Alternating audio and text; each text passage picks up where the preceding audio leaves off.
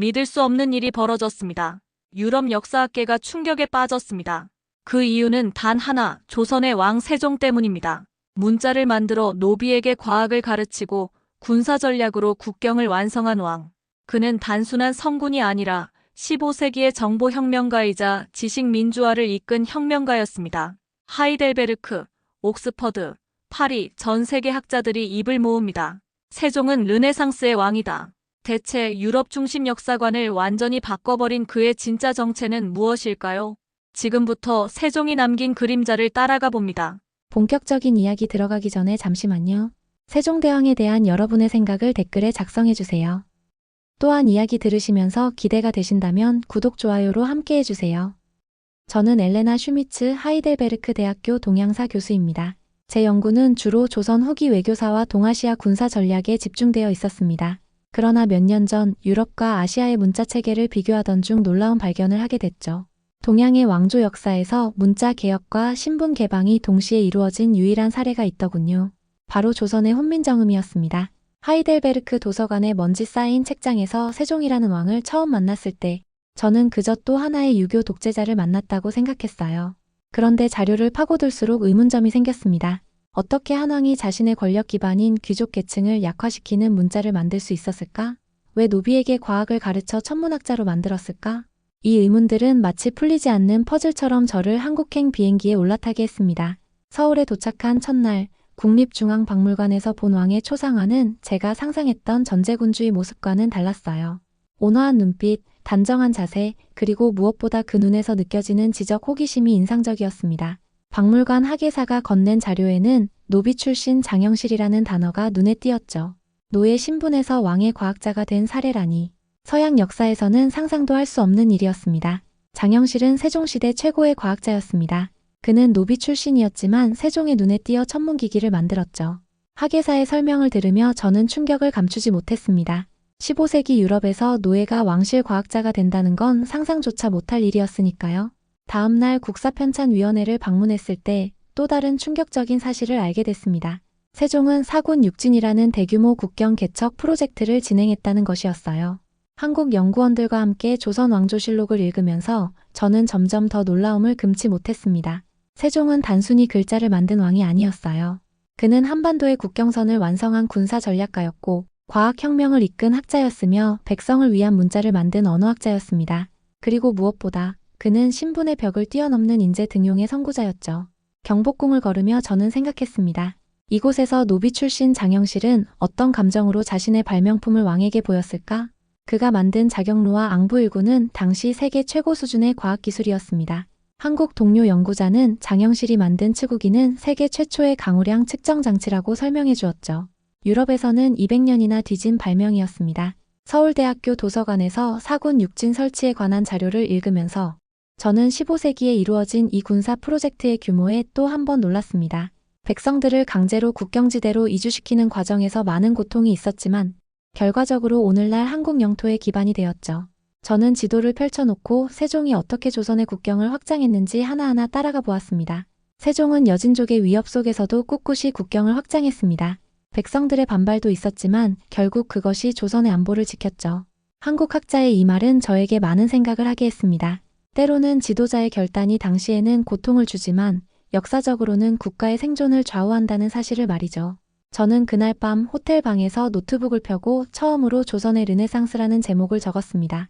유럽의 르네상스보다 더 독특하고 어쩌면 더 혁신적이었을지도 모르는 문화혁명이 이곳 한반도에서 일어났다는 확신이 들었기 때문입니다. 한국에 온 지 한 달, 저는 세종이라는 왕의 또 다른 모습을 발견하게 됐습니다. 서울대 한국사학과 김 교수와의 대화 중에 무심코 나온 한마디가 제 연구의 방향을 완전히 바꿔놓았죠. 사실 세종은 즉위 초반 아버지 태종의 그림자 아래 있었습니다. 이 말을 듣는 순간 저는 커피잔을 내려놓았습니다. 그림자 아래의 왕이라니.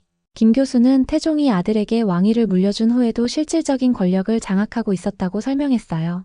세종은 겉으로는 왕이었지만 실제로는 아버지의 감시와 통제 아래 있었던 것이죠. 다음날 저는 규장각에서 조선 왕조실록을 다시 읽기 시작했습니다. 이번엔 완전히 다른 시각으로요. 세종 1년 명나라 사신이 왔을 때 태종은 세종을 제치고 직접 사신을 만났습니다. 세종 2년 중요한 인사결정에서도 태종의 목소리가 더 크게 작용했죠. 이런 기록들을 보면서 저는 세종의 내면이 궁금해졌습니다. 어떻게 그는 이런 상황에서도 자신의 이상을 펼칠 수 있었을까? 세종은 직접적인 충돌 대신 서서히 자신의 영역을 넓혀갔습니다. 집현전 설립이 그 첫 단계였죠. 연구원 박 씨의 이 말은 제게 큰 통찰을 주었습니다. 세종은 정면으로 아버지와 맞서지 않았어요. 대신 학문과 문화라는 태종이 크게 관심을 두지 않던 영역에서 자신의 권위를 세워갔던 것이죠. 저는 집현전 설립에 관한 자료들을 찾아 읽었습니다. 세종은 집현전을 통해 자신의 사상적 기반을 닦았고 이것이 훗날 훈민정음 창제로 이어졌다는 사실이 명확해졌어요. 장영실의 이야기도 새롭게 보였습니다. 그는 분명 뛰어난 과학자였지만 결국 자격루 수리 실수로 곤장을 맞고 역사에서 사라졌죠. 처음에는 단순히 실수에 대한 처벌이라고 생각했는데 실록을 더 깊이 읽어보니 그 뒤에는 복잡한 정치적 역학이 있었습니다. 노비 출신 과학자의 성공을 못마땅하게 여긴 양반들의 견제 그리고 왕의 한계가 보였죠. 세종은 장영실을 보호하려 했지만 한왕의 의지만으로는 바꿀 수 없는 벽이 있었습니다. 김 교수의 이 말은 제게 깊은 생각을 하게 했어요. 아무리 강력한 왕이라도 시대의 한계와 정치적 현실을 완전히 뛰어넘을 수는 없다는 것을 말이죠. 세종은 그 한계 속에서도 최대한의 변화를 이끌어낸 왕이었습니다. 명나라와의 관계 자료를 검토하면서 저는 또 다른 놀라운 사실을 발견했습니다. 세종은 겉으로는 명나라에 충성을 표하면서도 실제로는 조선의 자주성을 지키기 위해 교묘한 외교 전략을 펼쳤다는 것이었죠. 특히 환관들과의 거래는 정말 흥미로웠습니다. 서울 근교의 한 사찰을 방문했을 때 저는 우연히 세종시대 외교 문서의 복사본을 볼 기회가 있었습니다. 그 문서에는 명나라 황제가 1000마리의 말을 요구했을 때 세종이 어떻게 대응했는지가 기록되어 있었어요. 표면적으로는 순응하면서도 실제로는 조선의 자원을 보호하기 위한 치밀한 전략이 담겨 있었습니다. 세종은 명나라 사신들에게 항상 예의를 갖추었지만 그들의 무리한 요구에는 교묘하게 선을 그었습니다. 규장각 연구원 이 씨의 이 설명을 들으며 저는 세종의 외교술에 감탄했습니다. 그는 정치의 중심에 서지 않고도 학문과 문화, 외교를 통해 자신의 영향력을 확장해 나갔죠. 태종의 그림자에서 시작했지만 결국 자신만의 빛을 만들어낸 왕이었습니다. 밤늦게 호텔로 돌아오는 길에 광화문 광장의 세종대왕 동상을 바라보며 생각했습니다. 세종은 정면으로 힘을 겨루지 않고도 변화를 이끌어낸 지혜로운 왕이었구나. 그의 진정한 힘은 칼이나 권력이 아닌 지식과 문화에 있었던 거야. 저는 그날 밤 노트에 적었습니다. 세종의 그림자 권력의 중심에서 벗어나 오히려 더 큰 변화를 만든 왕. 연구가 깊어질수록 저는 세종시대의 어두운 면도 마주하게 됐습니다. 사군 육진 설치 과정의 자료들을 검토하면서 제 마음은 무거워졌어요. 수천 명의 백성들이 국경지대로 강제 이주되었고 그 과정에서 엄청난 고통이 있었다는 사실이 기록되어 있었죠. 일부 백성들은 팔을 자해하며 이주를 피하려 했습니다. 이 한 줄의 기록은 저를 한동안 괴롭혔습니다. 세종의 국경 확장 정책이 국가적으로는 성공이었을지 모르지만 개인들의 삶에는 큰 상처를 남겼다는 사실을 직시해야 했어요. 저는 세종의 선택을 어떻게 평가해야 할지 혼란스러웠습니다. 다음 날 저는 대마도 정벌에 관한 자료를 찾아보았어요. 1419년 세종은 왜구의 약탈을 막기 위해 대마도를 공격했고 이후 100년 가까이 한반도는 왜구의 위협에서 벗어날 수 있었죠. 하지만 그 과정에서 민간인 학살과 강제 점령이 있었다는 기록도 있었습니다. 세종은 전쟁의 참상을 알았기에 이후 외교적 해결책을 더 중시했습니다. 김 교수의 이 말은 제게 또 다른 시각을 제공했어요. 세종은 강력한 군사 행동 이후 그 결과의 무게를 느끼고 외교와 문화로 방향을 전환했다는 것이죠. 저는 이 양면성을 어떻게 해석해야 할지 고민했습니다. 북한과의 접경 지역을 방문했을 때 저는 세종시대에 설치된 사군 육진의 흔적을 직접 볼 수 있었어요. 함경도 지역에 설치된 육진은 여진족의 침략을 막는 방패 역할을 했고 평안도의 사군은 국경을 안정시켰죠. 이 지역에서 10년 넘게 국경을 지켰던 김종서라는 장수의 이야기를 들으며 저는 깊은 감동을 느꼈습니다. 김종서는 평안도의 혹독한 환경 속에서도 10년을 버텼습니다. 그의 헌신이 오늘날 한반도의 북쪽 경계를 확정했죠. 현지 역사가의 이 설명을 들으며 저는 국경 확장의 양면성에 대해 생각했습니다. 백성들의 고통이 있었지만 동시에 국가의 안보와 미래를 위한 불가피한 선택이었을 수도 있겠다는 생각이 들었어요. 서울로 돌아와 세종의 건강 문제에 관한 자료를 검토하면서 저는 또 다른 충격을 받았습니다. 세종은 재위 중반부터 심각한 안질과 당뇨를 앓았고 말년에는 거의 앞을 보지 못했다는 기록이 있었어요. 그럼에도 불구하고 그는 하루도 정무를 게을리하지 않았고 훈민정음 창제를 완성했다는 사실이 놀라웠습니다. 세종은 자신의 육체적 고통보다 백성의 아픔을 더 염려했습니다. 이 기록을 읽으며 저는 세종의 인간적인 면모에 감동했습니다. 그는 완벽한 영웅이 아니라 고통 속에서도 자신의 임무를 다하려 했던 한 인간이었던 거죠. 그의 정책이 모두 완벽했다고 할 수는 없지만 그 의도와 헌신은 분명히 존경할 만했습니다. 그날 밤 저는 호텔 창문 너머로 서울의 불빛을 바라보며 생각했어요.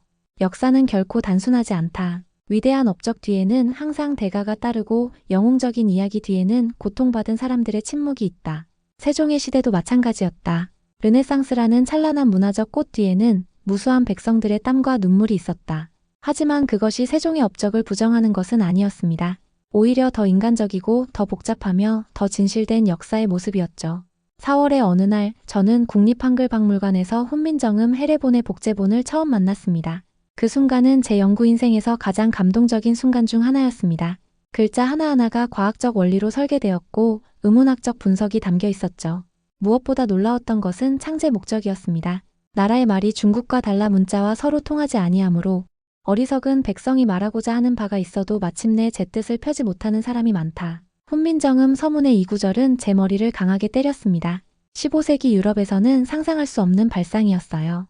왕이 백성들의 의사소통을 위해 문자를 만든다. 귀족과 성직자들만 라틴어를 독점하던 유럽과는 완전히 다른 패러다임이었습니다.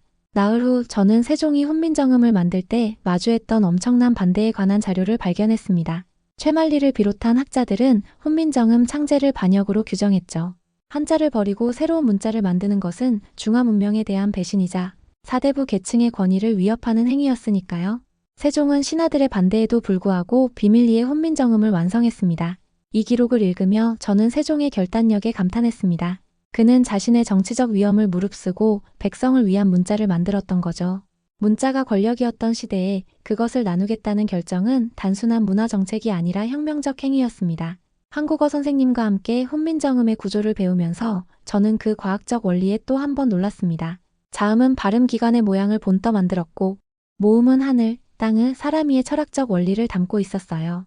음운학, 발성학, 철학이 완벽하게 결합된 체계였습니다. 세종은 문자 하나에 우주의 원리를 담았습니다. 선생님의 이 말은 제 마음에 깊이 남았어요. 훈민정음은 단순한 글자가 아니라 동양 철학과 과학이 응축된 문화적 결정체였던 것이죠. 그것도 15세기의 말입니다. 경복궁 근정전에 앉아서 저는 세종이 훈민정음을 공표했던 그날을 상상해 보았습니다. 반대하는 신하들 앞에서 그는 어떤 마음이었을까요? 자신의 결정이 500년 후 한국이라는 나라의 정체성을 형성할 거라고 상상이나 했을까요? 훈민정음은 노비도 여성도 배울 수 있었습니다. 세종은 지식의 민주화를 꿈꿨던 거죠.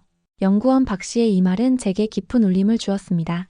유럽에서는 18세기 계몽주의 시대에야 논의되기 시작한 지식의 대중화가 조선에서는 15세기에 이미 시작되었다는 사실이 놀라웠어요. 그것도 왕의 주도로 말입니다. 훈민정음 창제 이후의 기록들을 살펴보면서 저는 세종의 비전이 얼마나 혁명적이었는지 실감했습니다.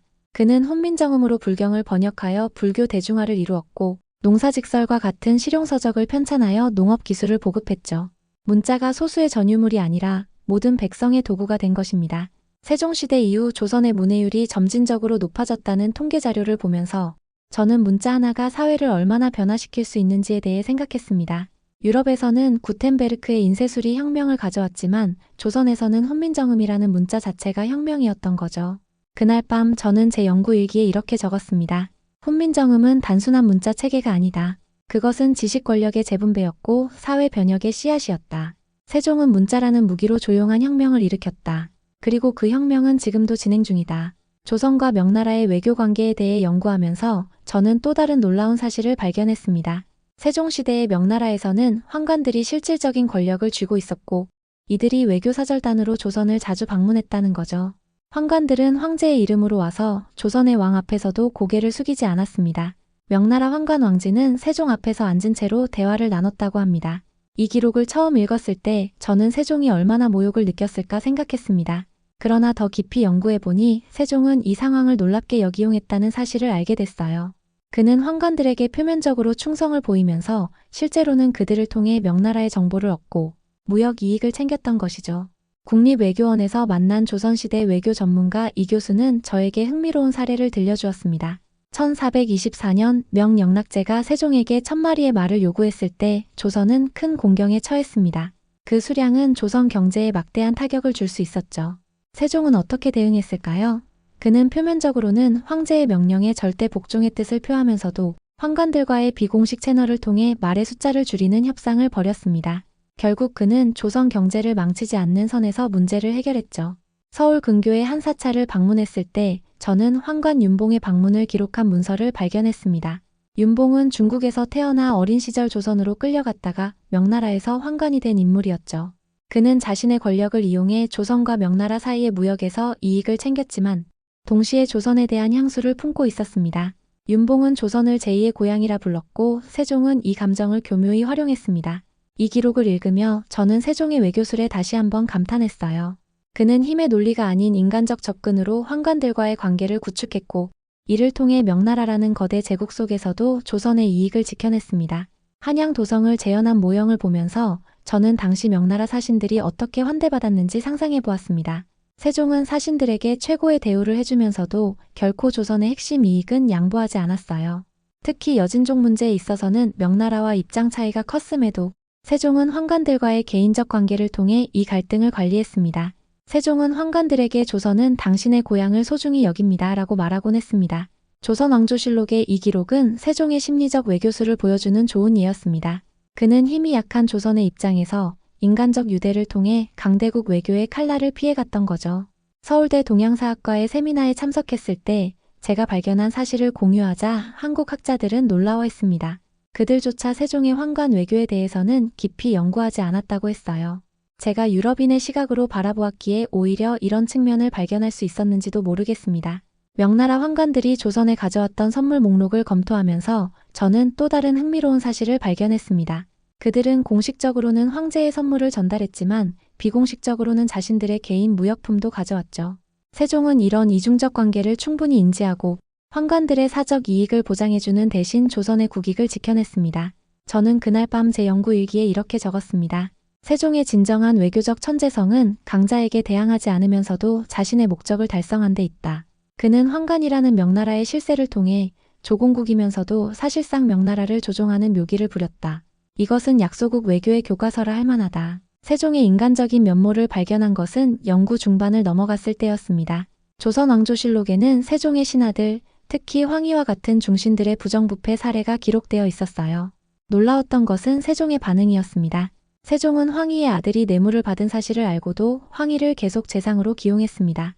이 기록을 읽었을 때 저는 처음에 혼란스러웠습니다. 깨끗한 정치를 추구했던 세종이 왜 부패한 신하를 용서했을까? 유럽의 르네상스 군주라면 가차없이 처벌했을 텐데요. 하지만 더 깊이 연구하면서 저는 세종의 독특한 통치 철학을 발견했습니다. 규장각의 한 학자는 저에게 이렇게 설명해 주었습니다. 세종은 사람보다 시스템을 바꾸는 데 집중했습니다. 그는 현실적인 군주였죠. 이 말을 듣고 저는 세종의 정치를 새롭게 바라보기 시작했어요. 그는 이상주의자였지만 동시에 철저한 현실주의자였습니다.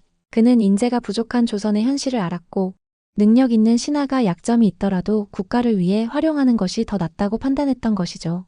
조말생이라는 신하의 일화도 흥미로웠습니다. 그는 뇌물을 받았지만 세종은 그를 즉시 파면하지 않고 기회를 주었습니다. 이런 관용이 오히려 신하들의 충성심을 높였다는 기록도 있었어요. 세종은 때로 엄격했지만 인간의 약점을 이해하는 왕이었습니다. 실용주의적 접근법은 세종의 인사정책에서도 드러났습니다. 그는 학문적 능력만이 아니라 실무 능력을 중시했고 출신보다는 성과를 우선시했어요.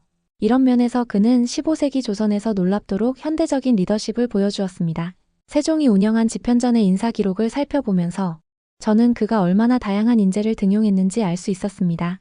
출신 지역이 다르고 학문적 성향이 다른 이들을 함께 기용함으로써 그는 다양성에서 창의성이 나온다는 현대적 원리를 실천했던 거죠. 세종은 정치적 반대파의 자녀들까지도 집현전에 받아들였습니다. 이 기록은 세종의 포용력을 보여주는 좋은 예였습니다.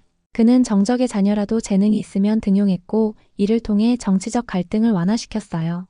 이것은 권력 투쟁이 치열했던 조선 정치에서 매우 독특한 접근법이었습니다. 서울의 한 전통 찻집에서 한국 역사학자들과 대화를 나누면서 저는 세종의 실용주의적 통치에 대해 질문했습니다. 한 교수는 이렇게 대답했어요. 서양에서는 종종 도덕과 효율을 대립시키지만 세종에게 이것은 양자택일의 문제가 아니었습니다. 그는 높은 도덕적 기준을 유지하면서도 현실의 제약 안에서 최선의 결과를 추구했죠. 이 설명을 들으며 저는 세종의 통치를 유럽의 르네상스 군주들과 비교해 보았습니다. 마키아벨리가 설파한 목적이 수단을 정당화한다는 원칙과는 달랐죠. 세종은 목적과 수단 사이의 미묘한 균형을 찾아냈고 이상과 현실 사이에서 지혜로운 중도를 걸었습니다. 그날 밤 저는 한강변을 산책하며 생각했습니다. 세종의 리더십은 흑백 논리로 단순화할 수 없는 복잡함을 지니고 있었다. 그는 완벽한 성인군자가 아니라 불완전한 현실 속에서 최선을 다한 인간적인 왕이었다. 오히려 그런 점이 그를 더욱 위대하게 만드는 게 아닐까? 이상적인 기준에 미치지 못하더라도 현실을 조금씩 더 나은 방향으로 변화시키는 것. 그것이 진정한 리더십의 본질인지도 모른다. 연구의 마지막 단계에서 저는 훈민정음이 만들어진 이후 조선 사회가 어떻게 변화했는지 탐구했습니다. 국립중앙도서관에서 발견한 자료들은 놀라운 변화를 보여주었어요. 훈민정음으로 쓰인 책들이 계속 출판되었고 과학 연구가 활발해졌으며 백성들이 행정에 참여하는 사례가 증가했습니다. 세종 이후 조선에서는 한글로 쓰인 농업서, 의학서, 지리서가 널리 보급되었습니다. 이 자료를 읽으며 저는 세종의 문자 혁명이 얼마나 혁신적이었는지 다시 한번 실감했습니다. 이것은 단순한 문화적 업적이 아니라 국가 운영 방식 자체를 바꾼 혁명이었던 거죠. 그리고 마침내 연구의 정점이라고 할 수 있는 순간이 찾아왔습니다. 저는 국립박물관의 특별 허가를 받아 훈민정음 해례본의 실물을 볼 기회를 얻었어요. 보존 처리된 유리 케이스 안에 놓인 그 오래된 책을 바라보는 순간 저는 깊은 감동에 사로잡혔습니다. 이것은 단순한 문서가 아닙니다. 세종의 꿈이 담긴 혁명의 선언문이죠. 큐레이터의 이 말이 제 가슴에 깊이 와닿았습니다. 종이 위에 쓰인 그 단순한 기호들이 500년 동안 한 민족의 정체성을 지켜온 힘이라니 눈물이 흘렸습니다. 평생 문자와 언어를 연구해온 저에게 이것은 학문적 호기심을 넘어선 정서적 경험이었어요. 해례본을 살펴보면서 저는 세종과 그의 학자들이 얼마나 세심하게 문자 체계를 설계했는지 볼 수 있었습니다. 각 글자의 형태와 소리가 과학적 원리로 설명되어 있었고 외국어 표기 방법까지 고안되어 있었죠. 이것은 15세기에 만들어진 것이라고는 믿기 어려울 정도로 체계적이고 현대적이었습니다. 세종은 단순히 글자를 만든 것이 아니라 정보혁명을 일으켰습니다. 이 말을 들으며 저는 세종의 업적을 구텐베르크의 인쇄술 발명과 비교해 보았습니다. 두 혁신 모두 지식의 대중화를 가져왔지만 세종의 혁신은 더 근본적이었어요. 구텐베르크는 기존 문자를 더 쉽게 보급하는 방법을 발명했지만 세종은 문자 자체를 모든 사람이 접근할 수 있는 것으로 만들었으니까요. 한국 학자들과의 마지막 세미나에서 저는 제 연구 결과를 발표했습니다. 훈민정음은 르네상스 시대 유럽의 어떤 문화적 혁신보다도 더 혁명적이었습니다. 그것은 지식 권력의 민주화였고 문자라는 특권을 모든 사람에게 나눠준 것이었습니다. 세미나 후 한 노학자가 저에게 다가와 이렇게 말했습니다. 슈미츠 교수님, 외국인 학자가 우리 역사를 이렇게 깊이 이해해준 것은 처음입니다. 그 순간 저는 제가 단순한 연구자가 아니라 문화의 다리가 되고 있다는 것을 느꼈습니다. 유럽으로 돌아가기 전날 밤 저는 경복궁을 다시 찾았습니다. 달빛 아래 고요한 궁궐을 거닐며 세종이 이곳에서 어떤 꿈을 꾸었을지 상상해 보았어요. 그는 자신의 문자가 500년 후에도 살아남아 한 민족의 정체성을 지켜줄 거라고 상상이나 했을까요? 세종의 한글은 단순한 소통 도구를 넘어 민족의 혼이 되었습니다. 이 말이 제 귓가에 맴돌았습니다. 유럽으로 돌아가 학회에서 르네상스는 조선에서 먼저 왔다는 주제로 발표를 준비하면서 저는 세종의 업적이 세계사적으로 재평가되어야 한다고 확신했습니다. 유럽 중심의 역사관을 넘어 진정한 인류 문명의 발전을 이해하기 위해서는 세종과 같은 동양의 위대한 혁신자들을 알아야 했으니까요. 하이델베르크로 돌아온 후 저는 즉시 새 책을 집필하기 시작했습니다. 조선의 르네상스 세종대왕과 한글혁명이라는 제목의 이 책에서 저는 세종의 업적을 유럽의 르네상스와 비교하며 재평가했습니다. 특히 강조한 것은 세종의 과학과 문자가 단순한 문화적 성취가 아니라 민족의 생존을 위한 기술이었다는 점이었어요. 세종은 문화와 과학을 국가 안보와 연결시켰습니다. 치국이는 농업 생산량을 높이기 위한 것이었고 한글은 백성들의 지식 접근성을 높이기 위한 것이었습니다. 이것은 당시 명나라의 압박 속에서 조선의 자주성을 지키기 위한 전략이었습니다. 이 책이 출판된 후 저는 예상하지 못했던 반응을 받았습니다. 수많은 한국 학생들이 저에게 편지를 보내왔어요. 한 학생은 이렇게 썼습니다. 슈미츠 교수님, 외국인 학자가 우리 역사를 이렇게 깊이 이해해 주어서 감사합니다. 교수님 덕분에 저는 우리 역사에 더 자부심을 갖게 되었습니다. 이러한 반응은 저를 깊이 감동시켰고 결국 서울대학교의 초청으로 다시 한국을 방문하게 되었습니다. 이번에는 단순한 연구자가 아니라 한국 역사에 대한 새로운 시각을 제시한 학자로서 환영받았죠. 서울대에서의 특별 강연에서 저는 세종의 업적이 현대 민주주의의 기원을 이해하는 데 중요한 사례라고 주장했습니다. 세종이 한글을 통해 이룬 지식의 민주화는 정치적 민주주의의 전제 조건입니다. 모든 사람이 문자에 접근할 수 있을 때 비로소 진정한 시민 참여가 가능해지기 때문이죠.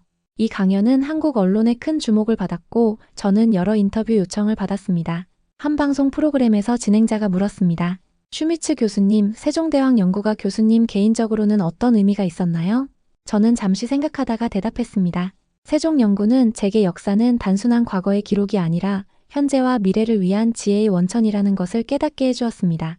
세종은 500년 전의 인물이지만 그의 혁신과 리더십 그리고 백성을 위하는 마음은 오늘날에도 여전히 중요한 가치입니다. 한국에서의 마지막 날 저는 광화문 광장을 찾았습니다. 세종대왕 동상 앞에 서서 저는 이 연구 여정이 제 인생을 어떻게 변화시켰는지 생각했어요. 제가 역사학자로서 갖고 있던 유럽 중심적 시각이 완전히 바뀌었습니다. 이제 저는 동서양의 역사를 더 균형 있게 바라볼 수 있게 되었죠. 동상을 올려다보며 저는 작은 목소리로 말했습니다. 세종대왕님, 당신은 진짜 르네상스의 왕입니다.